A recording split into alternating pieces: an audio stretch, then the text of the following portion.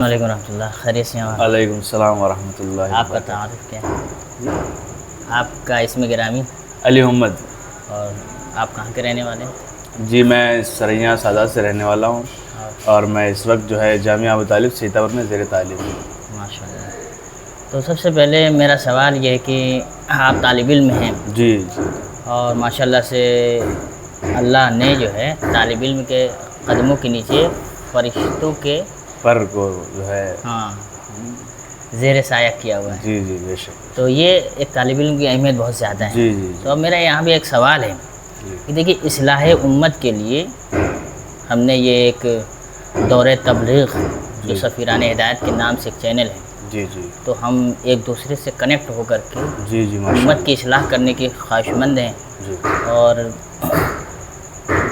ماحول بہت ہی خراب ہے اس وقت، آپ جانتے ہی ہیں۔ جی تو میرا سب سے پہلے سوال یہ ہے کہ آپ طالب علم ہیں اور عالم بن کر کے دین کی کیسے خدمت کریں گے؟ بس میں یہ چاہتا ہوں کہ ہمارے گاؤں یا گاؤں کے جو پڑوس میں جو گاؤں ہیں، یا ہندوستان میں یا ہندوستان سے باہر بھی، جی جی جہاں جہاں بھی جو بھی یعنی گاؤں ہیں، ولیج کنٹری وغیرہ، جہاں ہم سے ہو سکے گا ہم وہاں جائیں گے اور دیکھیں گے وہاں کا ماحول۔ اسی اعتبار سے ہر جگہ چاہیں گے ہم کچھ نہ کچھ اپنے جو علم جو میں نے حاصل کیا ہے اپنے اعتبار سے جو تبلیغ کر سکیں، کیونکہ میرا مقصد یہی ہے کہ صرف تبلیغ کرنا۔ انسانوں کے جو ہے آج کل معاشرہ بہت مطلب اس طرف جا رہا ہے سیرت محمدی سے بالکل الگ، یعنی کچھ بھی کر رہے ہیں لوگ، نماز سے دور ہیں، روزے، حج، زکوٰۃ، جتنے بھی سیرت معصومی سے بالکل ہٹ گئے ہیں لوگ۔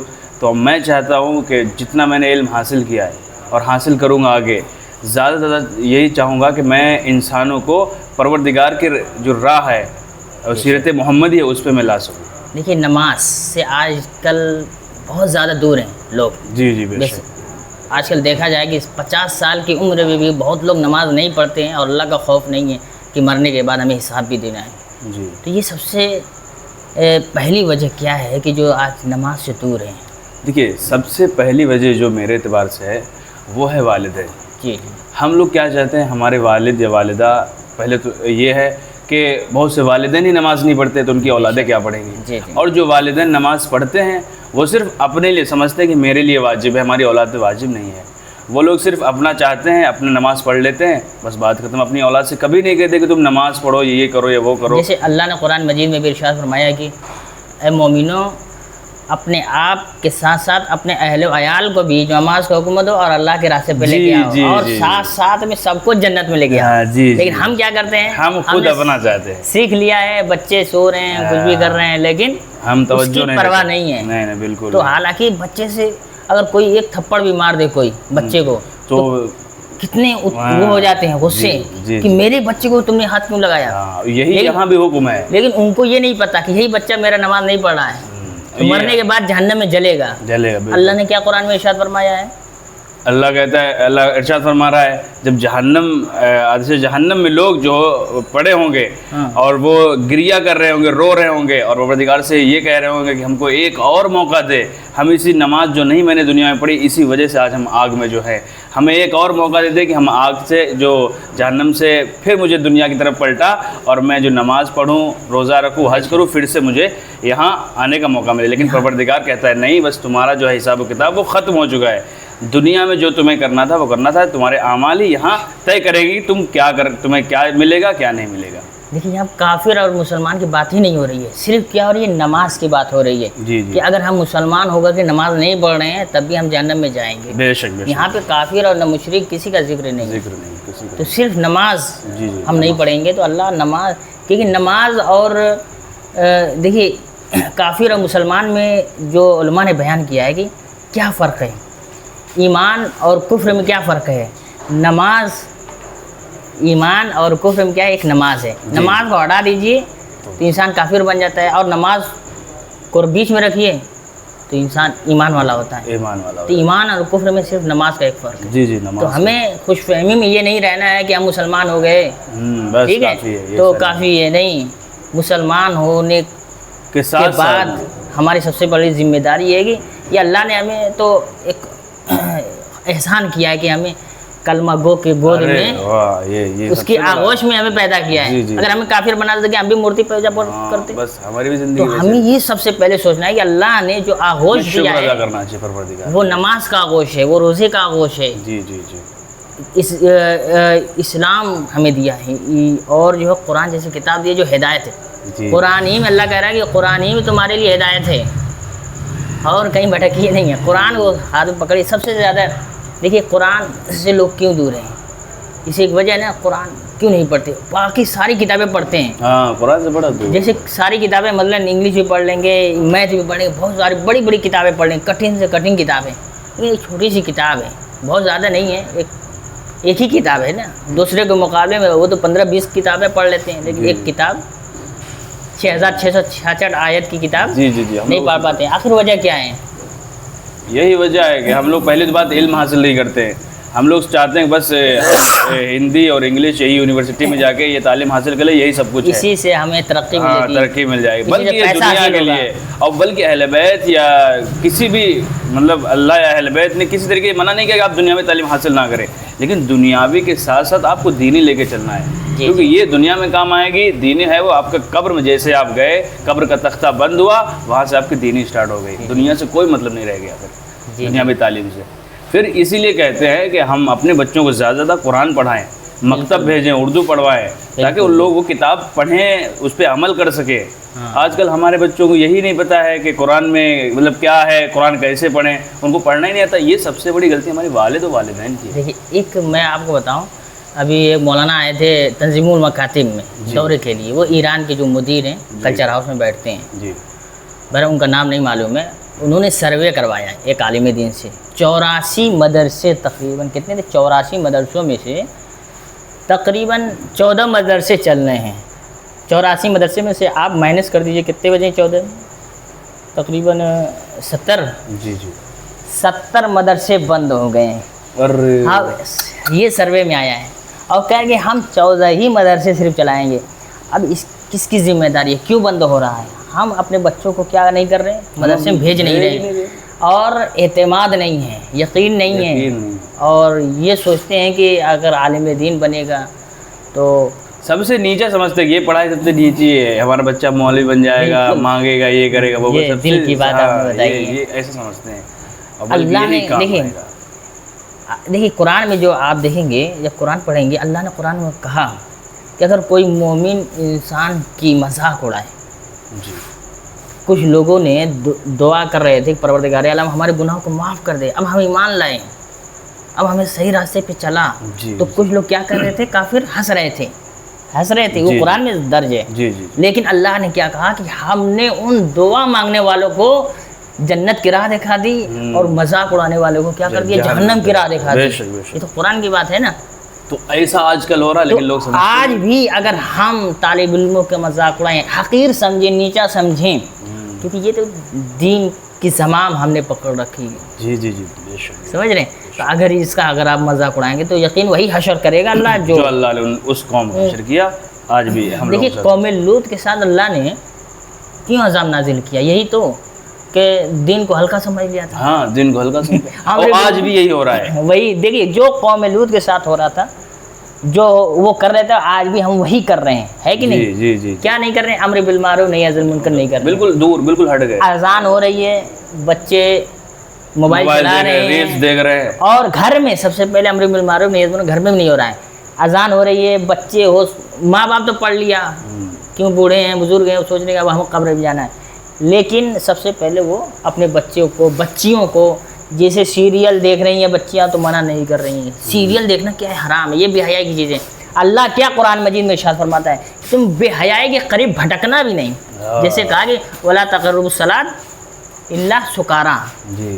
کیا ہے یہ آیت میں بھول گیا، یعنی اگر نشے کی حالت میں ہیں تو آپ نماز کے قریب بھٹکنا بھی نہیں. اسی طریقے سے بے حیائی کے بھی بارے میں بتایا کہ اللہ بے حیائی کے قریب بھٹکنا ہی نہیں ہے.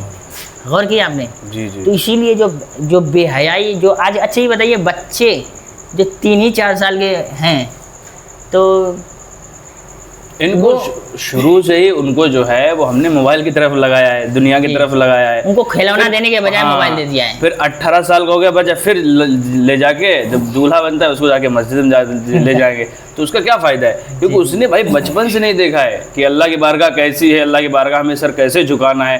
پھر میں نے یہاں تک کہ دیکھا ہے جب انسان جو شادی ہوتی ہے اس کو دولہا بن جائے, اس کو لے جاتے ہیں مسجد میں, اس کو بتاتے ہیں سر جھکا کے یہ پڑھنا ہے. کیونکہ بھائی 18-19 سال کا ہو چکا ہے, اب وہ شادی ہونے والے اس کے بچے کل ہو جائیں. جب آپ نے اس کو کچھ نہیں سکھایا تو وہ اپنے بچوں کو کیا سکھائے گا؟ دیکھیے 3 سال کا بچہ ہے, آج کل شارٹ ریل کا زمانہ چل رہا ہے, ایسے ایسے انگلی کرتے ہیں تو اس میں گانے بھی آتے ہیں اور ناچ گانے بھی آتے ہیں, بے حیائی کی چیزیں بھی آتی ہیں. بچہ بے حیائی کی چیزیں 3 سال سے ہی سیکھ رہا ہے, لیکن پہلے زمانے میں بے حیائی کی چیزیں 15 سال کے بعد ہی سیکھتا تھا. بہت اچھی بات. لیکن آج تو 2 سال کے اندر بے حیائی کی چیزیں سیکھ رہا ہے. جو اللہ نے فطرت اسلام پہ اس کو پیدا کیا ہے, فطرت اللہ التی فطر الناس لا تبدیل لخلق اللہ ذالک ہے دین القیم کل مولود فطرت الاسلام, یہ بھی ہے نا رسول اللہ کی حدیث, ہر بچہ فطرت اسلام پہ پیدا ہوتا ہے. اب بتائیے یہ جو فطرت پاک ہے 2 ہی سال کے 3 سال سے ہی جو بے حیائی کی چیزیں جو ہے اس کو آلودہ کر رہی ہے, اس کی نفس کے اندر فطرت جو ہے آلودہ کر رہی ہے. تو اب بتائیے بڑے ہو کر کے 15 سال کے بعد نماز کیسے پڑھے گا, والدین کی اطاعت کیسے کرے گا, آپ بتائیے, کیونکہ اس کا دل بے حیائی سے جو ہے ختم ہو گیا ہے. صحیح بات. بتائیے فَأَلْهَمَا فُجُورَهَا وَتَقْوَاهَا, اللہ نے کیا کہا کہ ہم نے 2 چیزیں انسان کے اندر رکھی, ایک نیکی کی طرف اور ایک برائی کی طرف. 2 نفس ہیں. بتائیے بچپن ہی میں جو اچھائی نفس, اچھا والا نفس ہے, اس کو ختم کر دیا ایک طریقے سے. اس کو تو نماز ابھی مل نہیں رہی ہے, روزہ اور ہدایت اور اچھی اچھی باتیں تو مل نہیں رہی ہے, لیکن پروان کیا چڑھ رہا ہے, جو بری چیزیں ہیں, جو بری راستوں کی طرف مائل کرنے والا نفس ہے وہ پروان چڑھ رہا ہے, وہ بلندی کی طرف پہنچ رہا ہے. لیکن جو فطرت ہے, جو نفس سے پاک والی ہے, جو اچھائی کی طرف بہکانے والا نفس ہے, وہ تو مر رہا ہے دھیرے دھیرے, برے نفس کے تلے کیا ہے, مر رہا ہے. اب بتائیے کون ایسا ماں باپ ہے پھر اس کے جو پاک نفس کو بلند کرے گا, کیونکہ اس نے جو ہے عادت ڈال دی بچپن ہی سے. اب بتائیے ہم بچپن ہی سے جو ہے کہ سگریٹ, مثال تو 10 سال کے اندر سگریٹ پینا شروع کر دیں تو عادت تو لگ گئی, 5 سال تک پیا. اب کون ایسے ماں باپ ہیں جو اس بچے سے سگریٹ چھڑوا دیں؟ ہے بہت 2 سے 3% ہوں گے, 5% جو ماں باپ چھڑوا دے. لیکن عادت لگ گئی ہے سگریٹ پینے کی تو وہ چھوٹے گی نہیں. اسی طریقے سے ریل دیکھنے کی اگر عادت لگ گئی ہے, وہ بے حیائی چیزیں دیکھنے کی عادت اگر لگ گئی ہے تو کوئی بھی والدین اب اس کے برعکس بھی ہے. اگر آپ نے بچپن سے نماز پڑھانا سکھایا ہے, بچپن سے سب کچھ دین محمدی سکھایا ہے, قرآن سنایا, قرآن سنایا, سیرت محمدی پہ عمل کروایا, تو ظاہر سی بات ہے وہ جوان بھی وہ وہی کرے گا. اللہ نے بچوں کو کھیل کی طرف مائل کیا ہے. ابھی ہم 15 سال کی جو بچہ ہو جاتا ہے, وہ بالغ ہو جائے, وہ اندر شہوت ڈالتا ہے, شعور پیدا کرتا ہے, شادی کے قابل بناتا ہے. ابھی 2, 4 سال 5 سال کے بچے ابھی شادی کے قابل نہیں ہیں, لیکن ابھی وہ کھیلنے کے قابل ہے, تو اس کو کھلونا دیجیے, موبائل نہیں دیجیے, کیونکہ اللہ نے کھیل کی طرف مائل کیا ہے. وہ شرارت بھی کرے گا. کچھ لوگ کہتے ہیں بچہ بہت شرارت کرتا ہے, اس لیے ہم موبائل دے دیتے ہیں. ظاہر سی بات ہے بھیا, دیکھیے اگر بچہ شرارت نہ کرے تو سمجھے وہ بیمار ہے, کیونکہ اللہ نے اس کو کھیل کے لیے پیدا کیا. ابھی 15 سال تک 14 سال تک وہ کھیلے گا, شرارت کرے گا, ادھر بھاگے گا ادھر بھاگے گا, تو آپ اس کو کھلونا دیجئے, فٹ بال دیجئے. ہم لوگ بالکل پروردگار کو بھول گئے کہ پروردگار کوئی چیز ہے. ہم لوگ صرف اور صرف وہ کام کر رہے ہیں جس سے شریعت کا کوئی تعلق نہیں ہے آج کے زمانے میں. اللہ نے قرآن میں کیا کہا, الہ مع اللہ, کیا آپ نے اللہ کے ساتھ بھی کوئی اور اللہ, ہاں یہ وہی تو الہ مع اللہ, کیا آپ نے اللہ کے ساتھ کوئی اور اللہ بنا لیا ہے؟ کیا مطلب, آپ جس کے پیچھے چل رہے ہیں شہوات نفسانی کے پیچھے, تو وہ آپ کا اللہ ہو گیا ہے. وہ ہوا کا بھی قرآن میں اشارہ میں کہ آپ کا ہوا اللہ ہو گیا ہے. اس لیے جو وقت ہمیں اللہ کو دینا چاہیے تھا وہ وقت ہم شہوانی چیزوں میں دے رہے ہیں, لغویات میں دے رہے ہیں وہ وقت.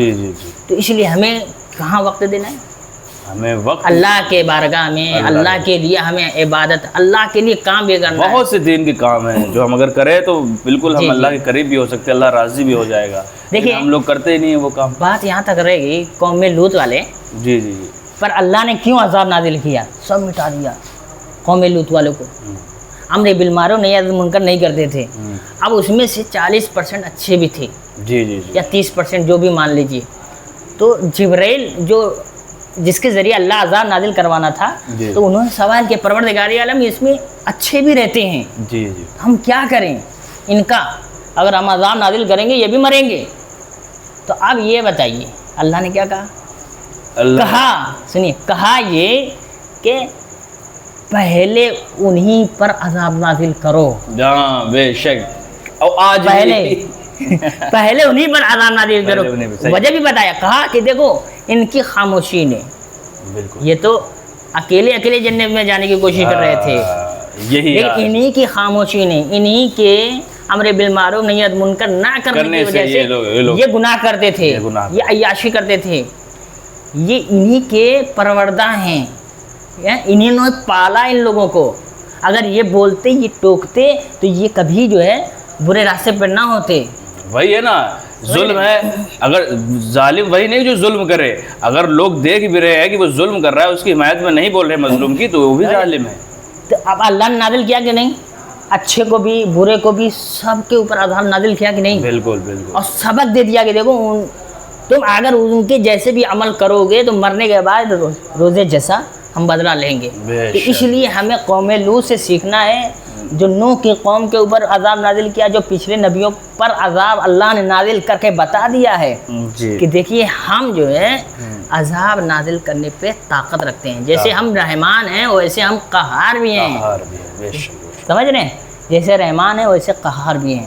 رحمان کا مطلب سب سے زیادہ رحم کرنے والا، قہار یعنی سب سے زیادہ قہر بسانے والا اللہ کی ذات ہے. سمجھ رہے ہیں؟ اس لیے قوم جو امت اسلامیہ ہے بالکل جو ہے، جیسے ایک غزہ کے بارے میں 1 منٹ، جیسے غزہ کے اوپر ہم نہیں بول رہے. آج اگر امام حسین علیہ السلام ہوتے، کیا غزہ کے بارے میں خاموش رہتے؟ نہیں. دیکھیے ظلم جہاں پہ بھی ہو، چاہے وہ عیسائی پر بھی ہو، چاہے یہودیوں پہ ظلم ہو، تو امام حسین علیہ السلام یہودی کے ساتھ ہوتے. اگر یہودیوں پر بھی جو ہے اسلام مظلوموں کے ساتھ ہے، چاہے وہ کسی مذہب سے تعلق رکھتا، ہمارے مذہب سے کوئی تعلق نہیں. ہمارا کیا ہے؟ ہم ظالم کے خلاف ہے بس. امام حسین علیہ السلام صرف کربلا ہی ایک ظلم ہے اور اس کے علاوہ کوئی ظلم نہیں ہے.